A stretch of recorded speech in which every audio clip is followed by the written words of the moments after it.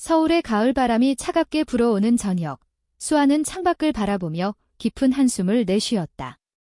왜 나한테만 이렇게 잔인한 거야? 그녀의 목소리가 떨렸다. 손에 쥔 편지가 구겨지며 그 안에 적힌 수빈의 글씨가 희미하게 보였다. 미안해, 수아야.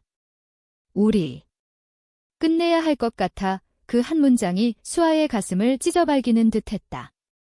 그녀는 창문을 열고 밖으로 몸을 내밀었다. 한강의 물결이 반짝이는 불빛 아래에서 춤을 추고 있었지만 그 아름다움은 수아의 눈에 들어오지 않았다. 오히려 그 물결이 그녀의 눈물을 삼키려는 괴물처럼 느껴졌다. 수아는 대학 시절부터 수빈을 알았다. 그들은 서울대 학교에서 같은 과를 다녔고 처음 만난 날부터 운명처럼 끌렸다. 수빈은 항상 자신감 넘치는 태도로 주위를 압도했다. 야, 수아. 그 문제 풀었어. 내가 도와줄까? 수빈의 미소가 밝았고 그 오만함이 수아를 짜증나게 했지만 동시에 매력적이었다. 수아는 조용하고 내성적인 타입이었다. 책 읽는 걸 좋아하고 카페에서 홀로 시간을 보내는 걸 즐겼다. 반면 수빈은 파티의 중심, 친구들의 리더였다. 그들의 만남은 우연이었지만 점점 깊어지는 감정은 피할 수 없었다. 첫 데이트는 여의도 공원에서였다. 벚꽃이 만발한 봄날, 수빈이 수아의 손을 잡았다. 수아야, 나랑 같이 걸을래? 이 꽃들처럼 예쁜 너랑. 수아의 얼굴이 붉어졌다. 한국 사회에서 이런 감정을 드러내는 건 쉽지 않았다. 가족의 기대, 친구들의 시선, 그리고 보수적인 문화가 그들을 압박했다. 하지만 그 순간 그들은 세상을 잊었다. 한강변을 걸으며 이야기를 나누고 서로의 꿈을 공유했다. 수빈은 변호사가 되고 싶어 했고 수아는 작가가 되는 게 꿈이었다. 그러나 행복은 오래가지 않았다. 수빈의 가족은 부유한 사업가 집안이었고 그녀의 미래를 철저히 계획해 놓았다. 수빈아, 너는 좋은 남자와 결혼해서 가정을 꾸려야 해. 어머니의 말이 수빈의 귀에 맴돌았다. 수아의 집안도 마찬가지였다. 전통적인 가치관이 강한 시골 출신으로 딸의 비정상적인 사랑을 받아들일 리 없었다. 그들의 관계는 비밀로 유지되었지만 점점 부담이 쌓였다. 수아는 편지를 다시 읽었다. 수빈이 왜 이런 결정을 내렸을까? 어제만 해도 함께한 시간이 행복했는데. 그들은 홍대 거리에서 거리 공연을 보며 웃었다. 수빈의 손이 수아의 허리를 감쌌고 그 따뜻함이 영원할 것 같았다. 하지만 지금 모든 게 무너졌다. 수아는 핸드폰을 들고 수빈에게 전화를 걸었다. 신호음이 울리지만 받지 않았다. 수빈아. 제발. 눈물이 흘러내렸다. 그날 밤 수아는 집을 나섰다. 서울의 네온 사인이 번쩍이는 거리를 걸었다. 명동의 번화한 거리, 사람들로 가득 찬 그곳에서 그녀는 홀로 서 있었다. 주변의 커플들이 웃으며 지나가지만 수아의 마음은 텅 비어 있었다. 왜 사랑이 이렇게 아픈 걸까? 한국에서 특히 여성 간의 사랑이 왜 이토록 힘든 걸까? 그녀는 생각했다. 사회의 시선, 가족의 압력, 그리고 자신의 불확실한 미래? 수빈과의 추억이 스치듯 떠올랐다. 함께한 제주도 여행. 바다를 보며 수빈이 말했다. 수아야, 나랑 여기서 살자. 아무도 모르는 곳에서 그 꿈같은 말들이 이제는 고통으로 다가왔다.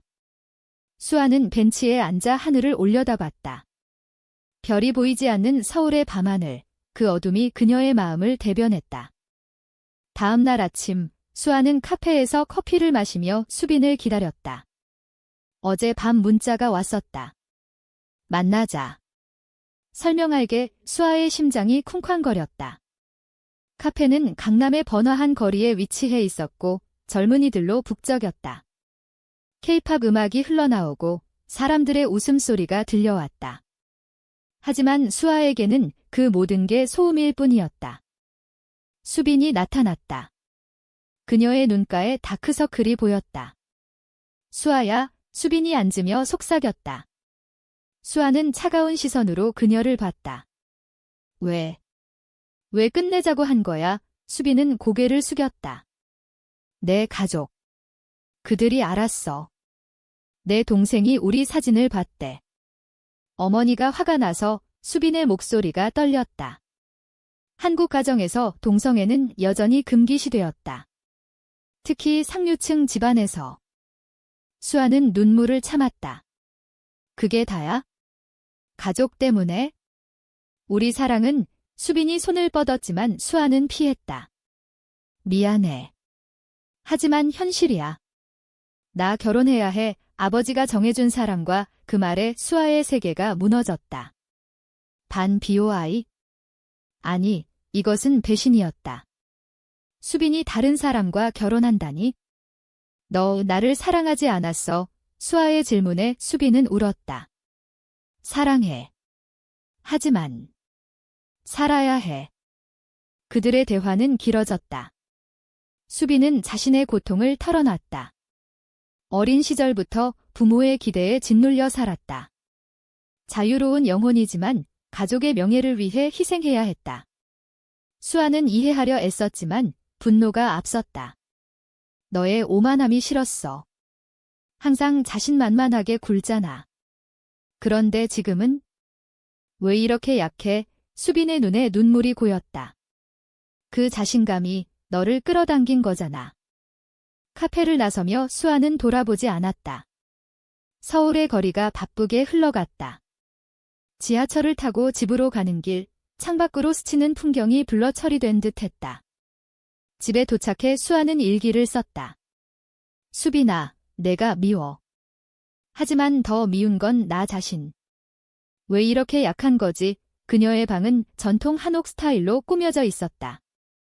할머니가 물려준 한복이 벽에 걸려 있고 그 안에서 그녀는 위안을 찾으려 했다.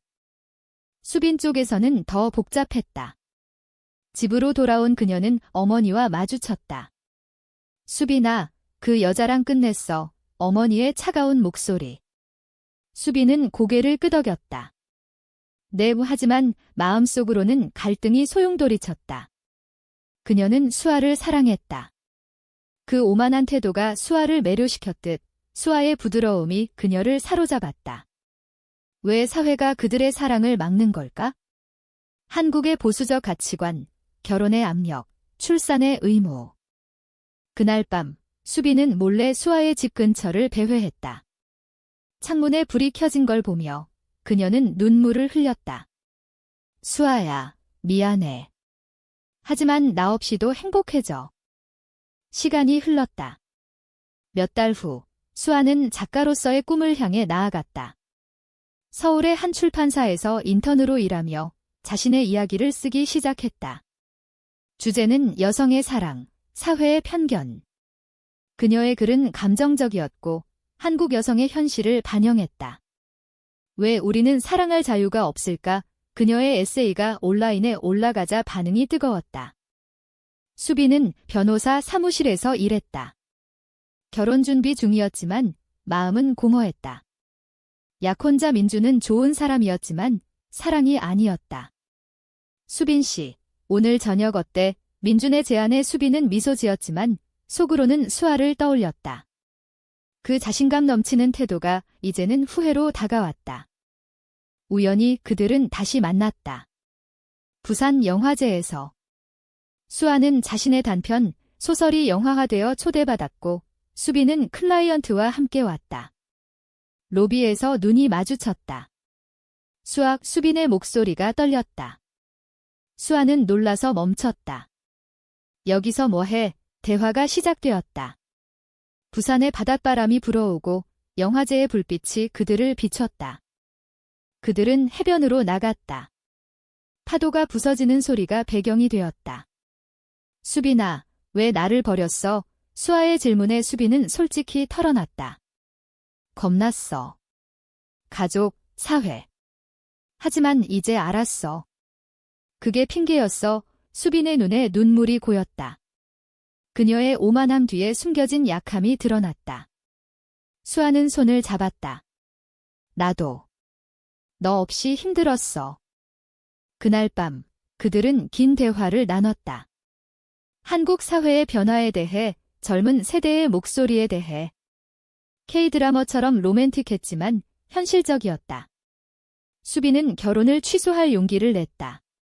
민준 씨한테 미안하지만 내 행복이 우선이야.